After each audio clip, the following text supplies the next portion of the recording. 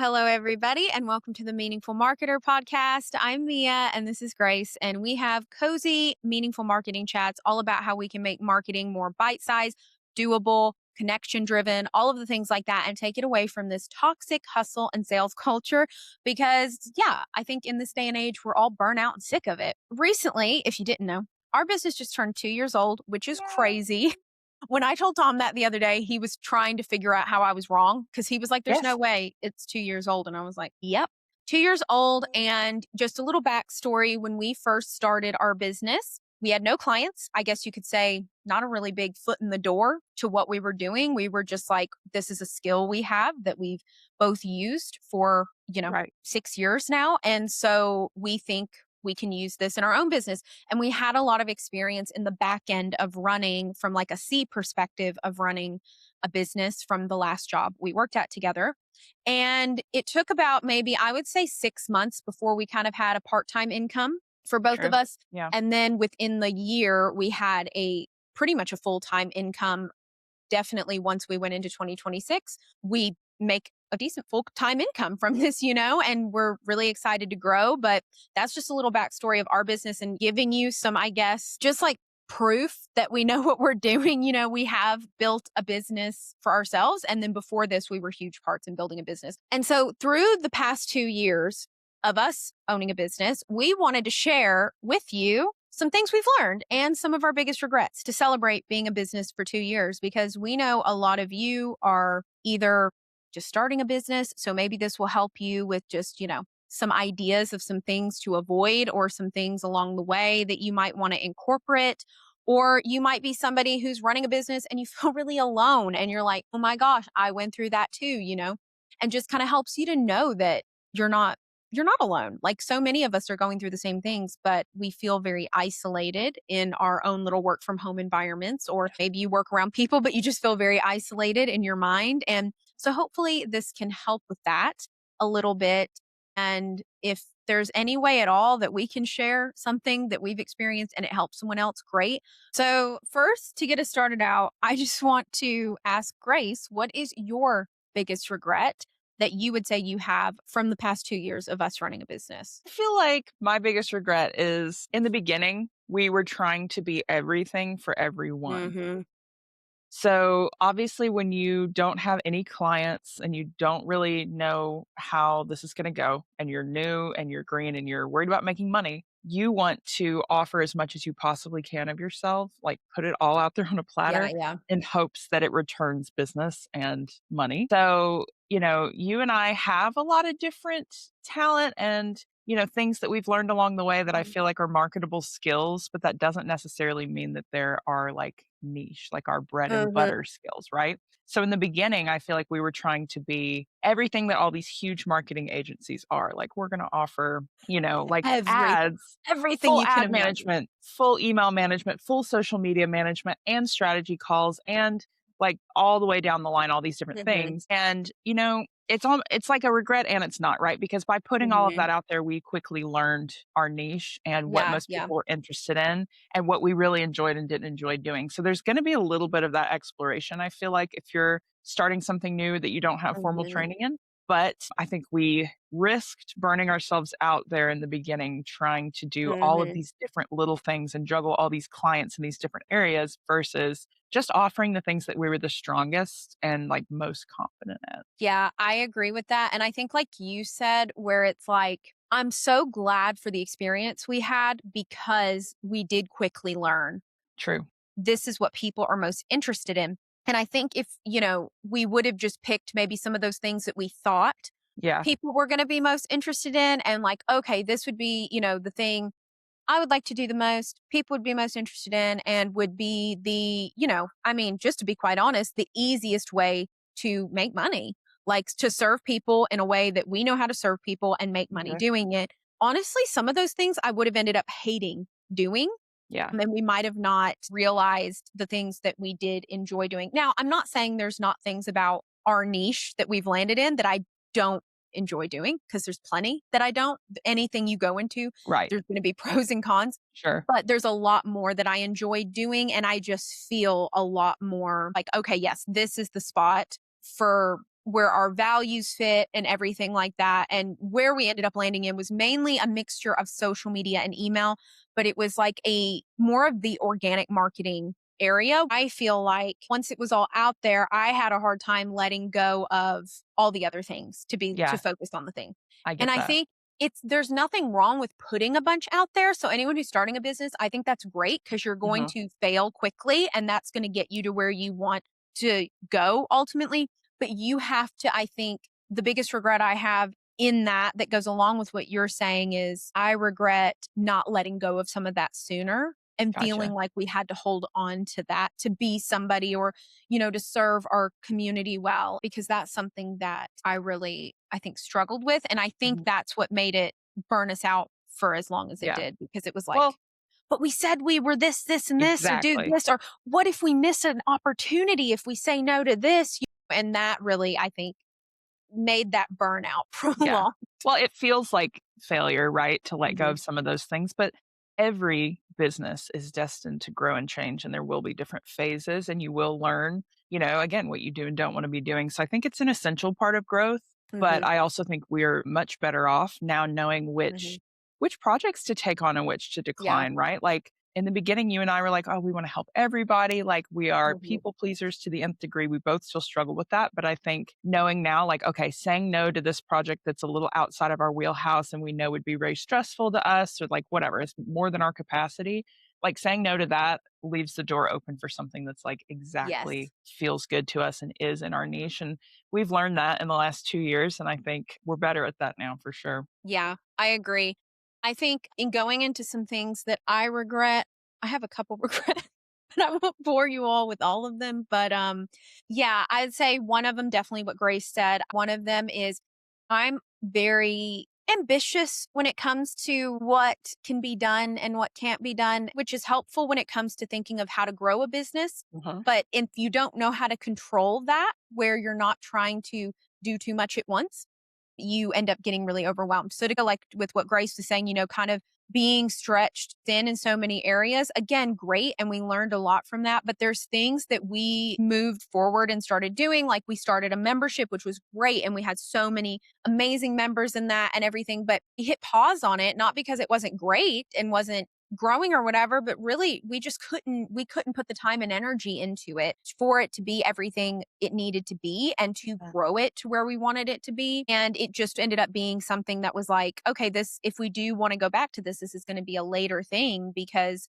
there's just not enough of us to go around. To be honest, like to think of the things that we've accomplished and done in the past couple years is like nuts. Like we were in the middle of trying to figure out how to fully manage our clients. We'd only been open 6 months. Yeah. And then where I was like, well, let's do this too, because this will be a way to connect with people more, give people a lower budget option, increase our revenue. Like it's just kind of a helpful thing all the way around, from a business standpoint, from a community standpoint, it was great for everyone. But we did not have the capacity to be able to do that long term. And so we had that for about a year. And then I think it was about a year. And then we hit pause on it because it was too much for us. We couldn't. Yeah. So there was just things we still needed to get more efficient with the work we were doing for our clients, not necessarily for our clients' sakes, but for our sakes. So that way we could have a life, outside of work and stuff. True. I would say the other thing is learning that simplicity is impactful, which from the beginning when we started our business, I kind of had that at the forefront because our previous work was not that way. Not And we simple. learned a lot from that. However, in our journey with our own business, it took that a step deeper for me. Even when we were in the middle of like kind of killing ourselves trying to do it all, there were still things that we said no to or didn't do because we Sure. were like, we don't want to be like we were at the last place. But it took a step deeper for me when I started teaching people, when we started getting on calls with people, making classes, teaching, doing the membership taught me so much about this, like getting to work one on one with people and help them through what they were going through, or questions they have. Is at the end of the day, you can give someone a beautiful, huge, amazing answer to something, or like you can, just really go all out and you can be like, you have no idea how good this information Yeah. is. People don't care if it's not simple to listen That's to, so true. simple to execute. They do not care. And that's not anything against people. I am the same because I Yeah. learned that about myself too.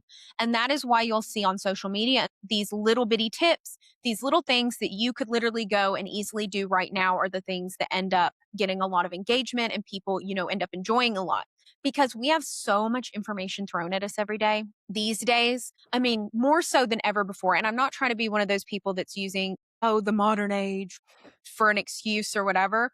But it really is like if you think of what business owners used to have Sure. to think about in a day versus how much information we're having now, not just business owners, people in general. Yeah. And there are advantages to the life we have now. Obviously, education and things like that are so accessible, which is great. But it can also be a blessing and a curse if you don't know how to Absolutely. balance it.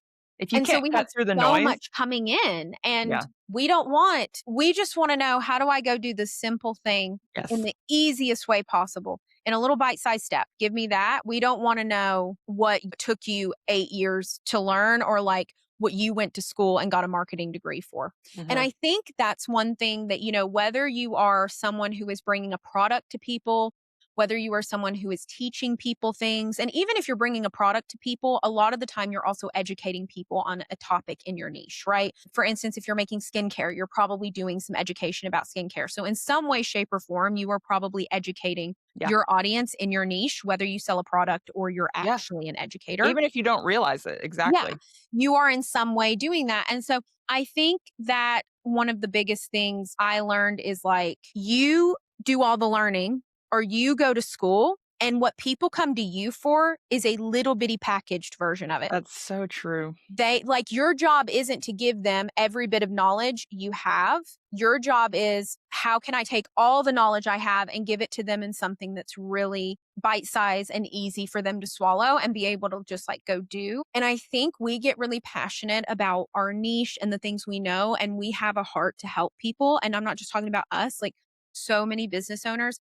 And I think in that, a lot of the time, we overwhelm people with information, great information, helpful information. This is something I'm learning like literally right now as we're trying to make content that truly Yeah. helps people and that they resonate with and that they feel like is doable for them. As we are working on a class, that we're trying to make sure it's something that's really doable and not just a lot of really great information that someone may get and be like, oh, this is great, And never look but at I'm again. not smart enough for this. I couldn't do this. Like, our job as business owners, educators, however, whatever way you are helping or educating someone, is to package it in a way where they believe, I can do this too. And I don't have to go to school for 5 years or do this for 7 years to be able to do it. They don't need to be an expert to the level that you are. Yeah. They need to know how to actually use your advice in their daily lives, right? I feel like that's why those yellow for dummies books are so Yeah. popular, right? They have one for every subject under the sun, and people buy them because they're like, that's what I want. I want it to be Yeah. broken down to like you explaining it to a kindergartner so that I can Mhm. actually like not feel overwhelmed by this information. Because yeah, it doesn't matter how great your resource is if it's not easy for somebody to understand and use. Like Yeah. it's useless at that point, even if you've poured your whole life into it. Yeah. And I think that's a great point. It might be an easy topic, but if Yes, it's not easily, if they don't believe that they can do it through how you explain it, it's useless and useless. they are not going to do it. I think there's this misconception where you feel like the more time you spend on something, the more value it has. And that can Mhm. be true. Obviously, you're like, oh my gosh, I've poured hours into this. Like, this is like, it's a very valuable resource. But sometimes the most valuable things are the simplest things. And that's where it's cool because then Mhm.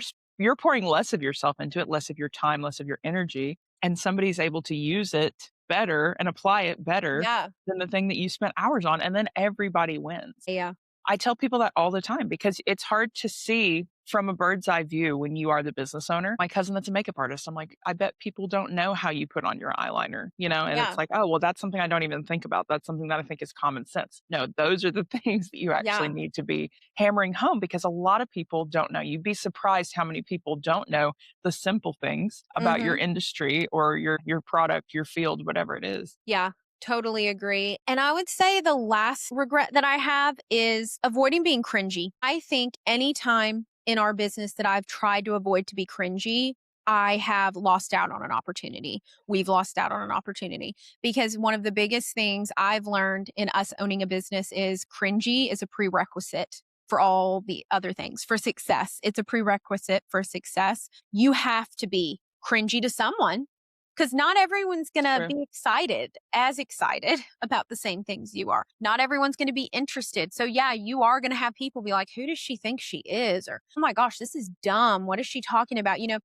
Whatever, and that just is a part of it, and I think that is the biggest hurdle that most people don't make it over, is they're trying so hard not to be cringy, and that's literally the thing we have to do to be successful is to be cringy, and I think the times I've been okay with being cringy or I haven't had time to overthink it, I think that's when we've made the most progress in our business, when we've just been like, "Oh, we're just gonna do it," even though I kind of feel like, "Ugh," about it, Yeah. And I've seen also that with so many other people. So I would say that's a huge thing that I've learned is the longer you avoid being cringy, the longer it's gonna take you to grow. I do think that that's a superpower is like getting it sounds so cheesy, but like getting comfortable with being Yeah. uncomfortable, doing it scared, whatever you need to tell yourself, it's gonna put you ahead of the people who just wanna save face and stop before they get started. Before we peace out and let y'all go, one thing that I wanted to share that we've learned definitely is in order to make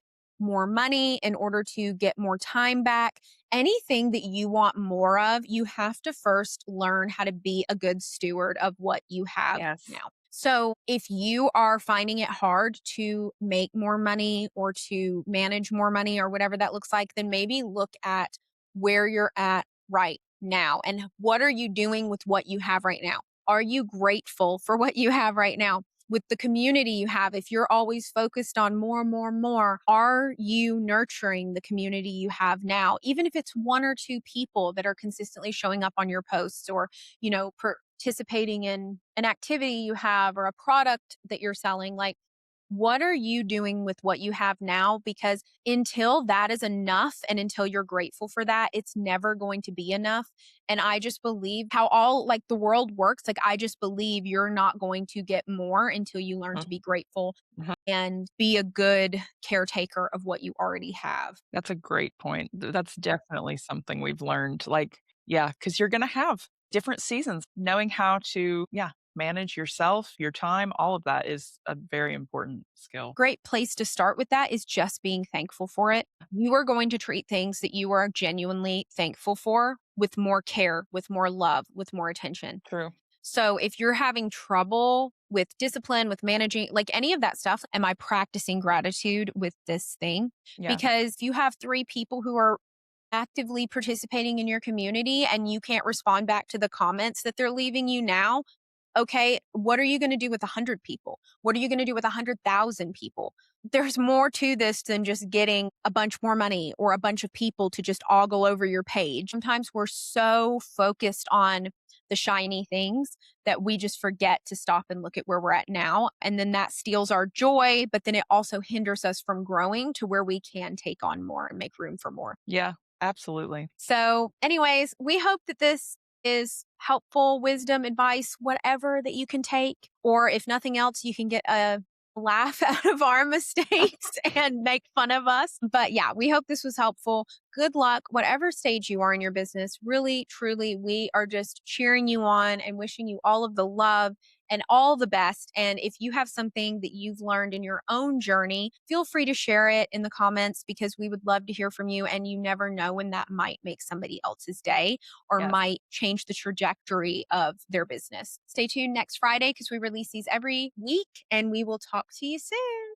Bye, Bye, y'all. y'all.